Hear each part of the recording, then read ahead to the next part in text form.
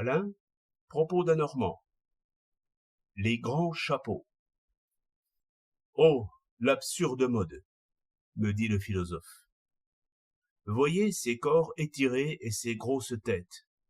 Une femme élégante ressemble maintenant à une épingle à chapeau. Pourquoi n'est-ce pas la beauté qui est à la mode? Je lui répondis. Je crois que c'est la beauté qui est à la mode. Et, plus précisément, la fleur de beauté, la beauté jeune. Il y eut un temps où la mode était donnée par les reines. C'est pourquoi il fallait avoir un gros ventre quand la reine était enceinte et une grosse poitrine quand elle nourrissait. Ces temps-là sont passés. La première jolie femme, serait-elle mannequin, peut changer la mode. Ainsi la nature reprend ses droits et la beauté seule règne, avec la jeunesse pour couronne. Vous rêvez, me dit-il. La beauté se couronne, pour le moment, d'un chapeau large comme un parapluie. Ces modes sont une insulte à la nature. Non point, lui dis-je, mais un hommage à la nature, quoique détourné. Il est assez clair que la jeunesse seule est belle. Il est clair aussi qu'une beauté jeune est toujours un peu mince. Je ne dis pas maigre, je suis bien loin de le penser. La jeunesse peut être mince sans être maigre. C'est là son privilège.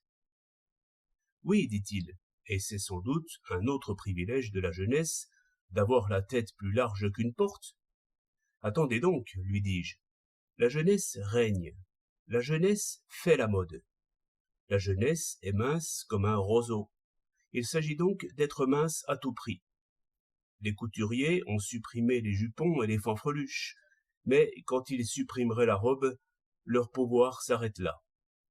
Il faut bien, malgré tous les massages, qu'une femme qui se porte bien grossisse un peu en vieillissant.